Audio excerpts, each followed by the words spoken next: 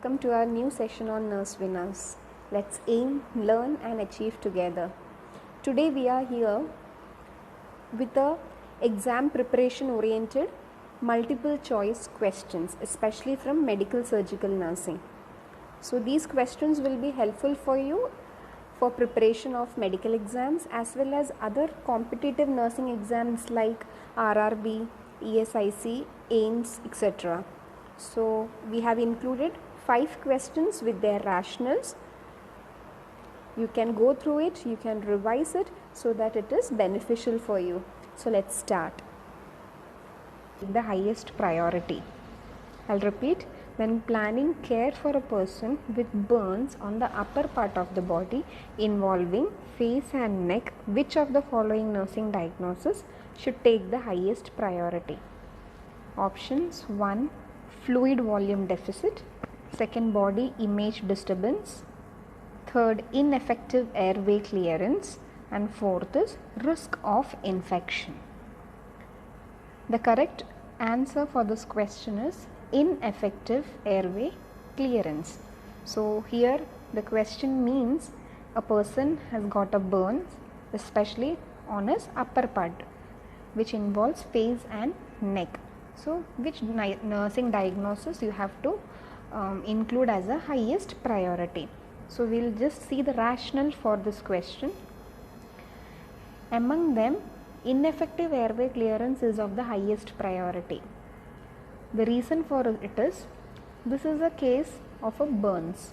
So here face is involved and neck is involved. As these two parts are involved, there are more chances that because of inhalation of these fumes, a person may get laryngeal edema. So what will happen? So its respiratory system is getting affected. So the final effect will be, it may bring about alterations in the respiratory condition of the patient. That is why for us, being a nurses, the first priority should be to clear the airway, to do something so that respiratory condition does not get altered. And what about the other options, which are the distractors? Fluid volume deficit is also a priority, but not the first. It could be a second priority. Once the airway is maintained, then you can maintain the fluid electrolyte balance. Whereas the other options like body image disturbance and risk of infection, these are the factors which are usually considered only once you maintain airway as well as fluid volume, because it is not of that important in the emergency management.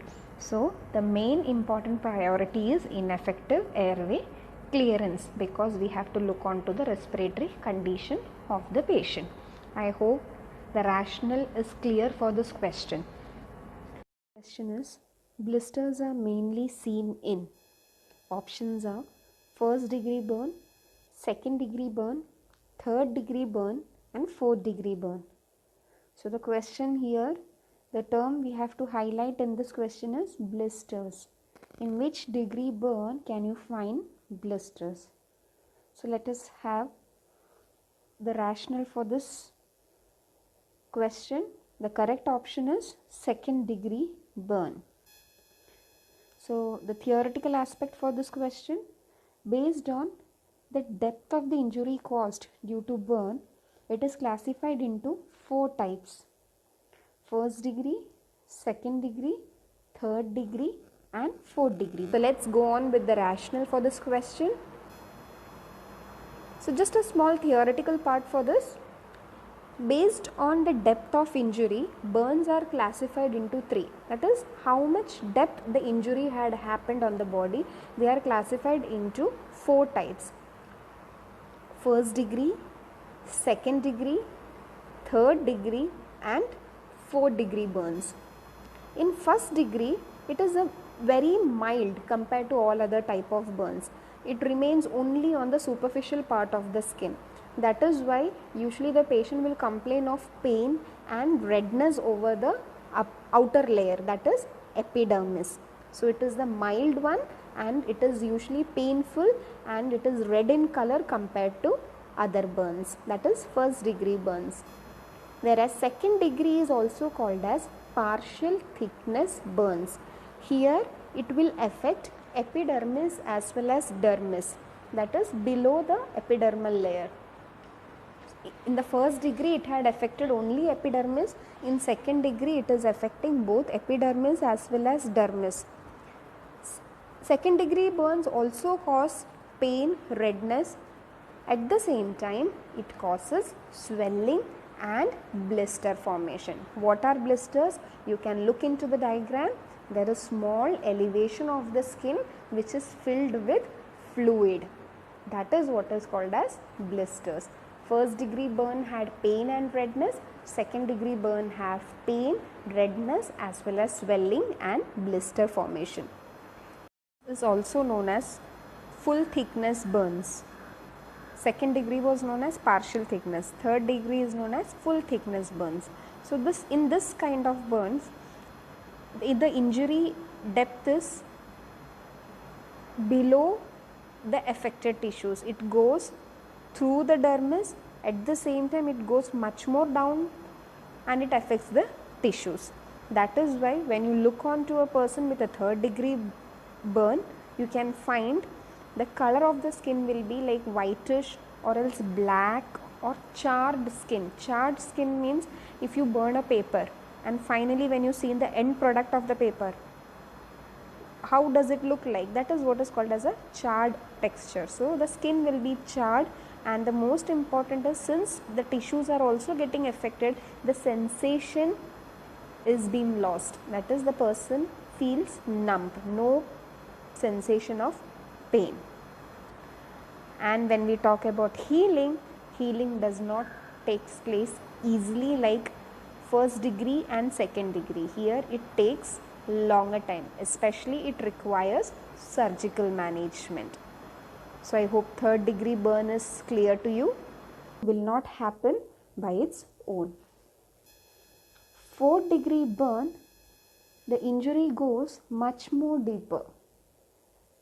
Third degree had till deeper tissues. Fourth degree will go much more deeper than that. That is, it may affect your muscles, your tendons and even bone.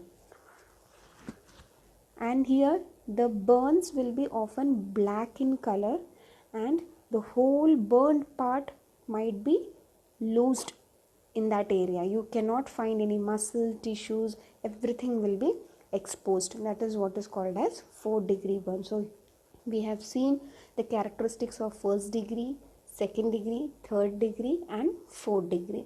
So the question was related to in which degree burn blisters are found. So in second degree we have seen there will be pain, redness, at the same time swelling and blister formation. So the correct answer for this question is second degree. I hope it is clear to you. Question number 3. What is the measurement of normal intraocular pressure? Normal intraocular pressure. Ocular, it is related to eyes. Options are less than 20 mm Hg, more than 20 mm Hg, less than 25 mm Hg, more than 25 mm Hg. The correct answer is less than 20 mm Hg. So let's see the rationale. First we should know what is intraocular pressure. So intraocular pressure is the pressure that is generated inside your eyes, especially by more production of certain fluids. That is what is called as aqueous humor. The fluid that is generated inside the eyes is called as aqueous humor. You can see in the second diagram where it is highlighted in red circle how there is buildup of aqueous fluid in the eyes, and it is usually produced by your ciliary body. The yellowish part is called as ciliary body and the fluid gets accumulated in that space. Usually the production as well as drainage should be balanced, but in certain condition it is not balanced and the fluid starts accumulating, thereby increasing the pressure. and that is what is called as increased intraocular pressure. And the instrument that is used for assessing the intraocular pressure is known as tonometer. This is usually done during ophthalmologic examination. And the normal intraocular pressure is always between 10 mm and 20 mm Hg. It is between 10 mm and 20 mm Hg. In case if the intraocular pressure is more than that normal range, it can be either due to any kind of optic nerve disorder, anything. So when the pressure is more, we say it as optic hypertension. Same like our blood pressure, when it gets increased, we say it as hypertension. Here it is increased in the eyes, so we say it as optic hypertension. At the same time, when it is less than 5 mm Hg, there could be less production of aqueous humor, either there is leakage of the aqueous humor from the eyes. So that state is called as optic hypotension. More is called as optic hypertension and less is called as optic hypotension. I hope this is clear for you. Going ahead with the next question. Question number 4. Which of the following condition is caused by elevated intraocular pressure? In the last question we seen what is intraocular pressure and what is optic hypertension and optic hypotension. So which of the following options indicates that it is caused due to increased intraocular pressure? One is glaucoma, second is cataract, third is strabismus, and fourth is myopia. Glaucoma, cataract, strabismus and myopia. Rationale for it is, we know what is intraocular pressure. There is more amount of aqueous fluid accumulation in the eyes. And what is a normal intraocular pressure? Between 10 mm to 20 mm Hg. And glaucoma is a disorder which is caused due to increased intraocular pressure. Because whenever the intraocular pressure gets increased, it will damage the optic nerve. And what will happen? The person will experience some kind of vision loss. Initially, later on the symptoms starts getting worsened. It is because of increased intraocular pressure. So that is where the correct option here is glaucoma. So let's have a look about the distractors also, so that we are much more into various terminologies. Second is cataract. Cataract is basically clouding of the lens. Clouding means whitish kind of coloration you can find in the lens. You can see in the second diagram how the pupils, in the first it is black, second it is whitish like, because the lens is clouded and it is usually caused either due to age or else any kind of trauma or genetic factors or any lifestyle changes. So what will the patient complain here? That there is decreased vision, blurred vision or double vision. And when you observe, you can find there is lens is colored white. So a person, when they look, how they feel is palish circle like thing surrounded by a dark ring.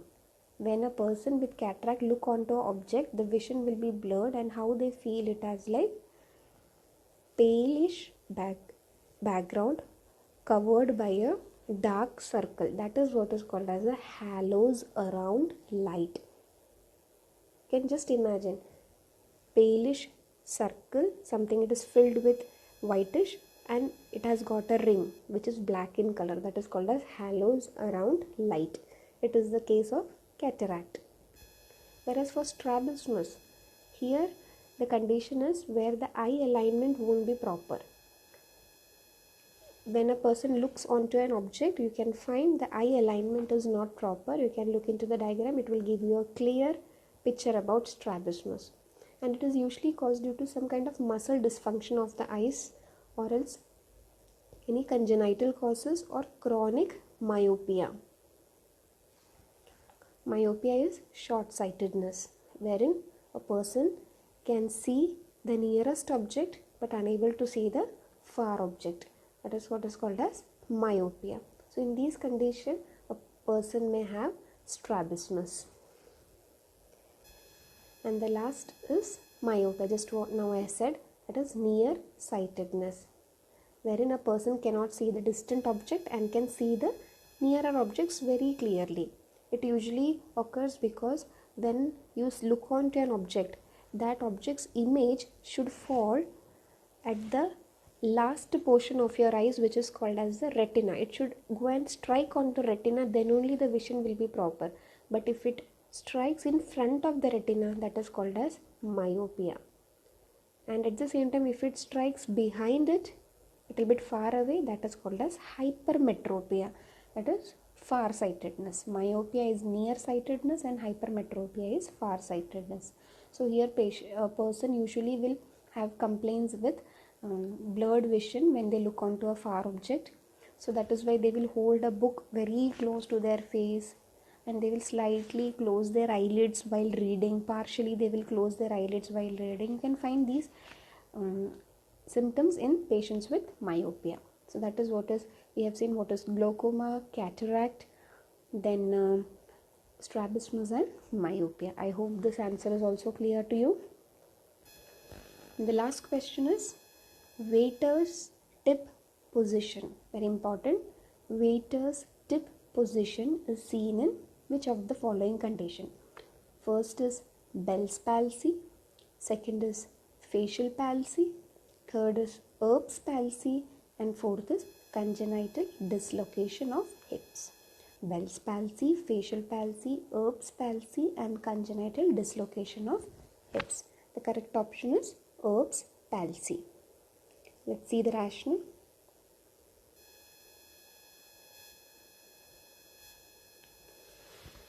Erb's palsy is also known as Erb division palsy. It is a kind of obstetrical brachial palsy. During obstetrical condition, it usually happens. It is when, due to any reasons, especially during delivery, when the nerves of brachial plexus is a combination of nerves. Plexus means group of nerves. So brachial plexus is group of cervical nerves like C5, C6, C7, C8 and first thoracic nerve T1.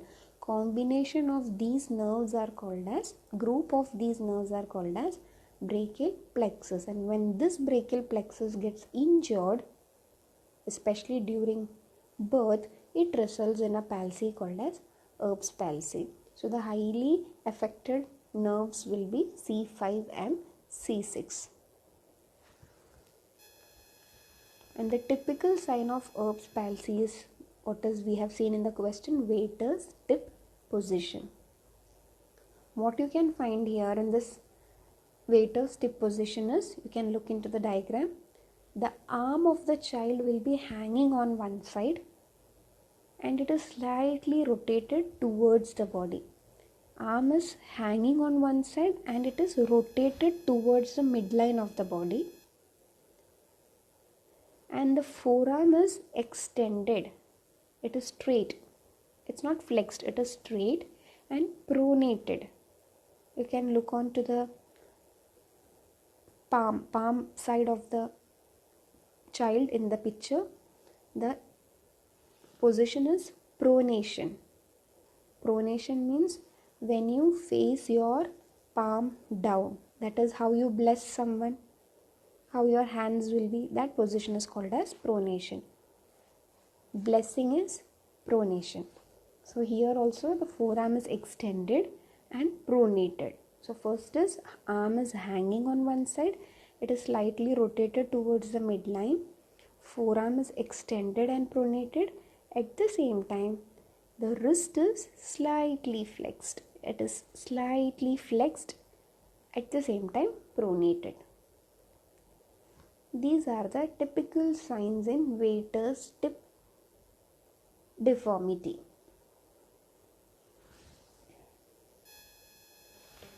That is the correct option. And whereas the distractors are, first is Bell's palsy. Bell's palsy is usually caused due to injury of seventh cranial nerve, that is facial nerve. So here Bell's palsy is also called as facial palsy, and you can see the typical sign in a person. There will be drooping of a eyelid. At the same time, one side of the mouth will be also drooping. Saliva will start drooling. When a person smiles, you can see the difference. And the another distractor is congenital hip dislocation, that is CHD, which is usually seen in children. When you look at the children, it is found that they are having an unstable hip. It is because during their early stages of the fetal development, the hip joint is not formed properly. That is why the another name is developmental dysplasia of the hip. Congenital hip dislocation is also known as developmental dysplasia of the hip. It is usually caused as a fetal developmental issue. We cannot say that there is any particular cause for it, and it is usually seen that the contributing factors could be either there was less amount of amniotic fluid in the mother's womb, or else because of breech presentation. Breech presentation is the leg is pointed downwards. That is called as a breech presentation, or else they have a family history for the same. These are the causes. So in this question, the correct option was Erb's palsy. We had included only 5 questions, so that the 5 question and the correct answers for it and distractors are very well clear to you. I feel we will come across with many more such multiple choice questions of different subjects. So revise the questions, rationals, and get very much clear about these 5 in depth. If you like our session, kindly share it with your friends, and if you have not yet subscribed to our channel, kindly subscribe it. Thank you for listening to us, and please stay on with us for our future videos.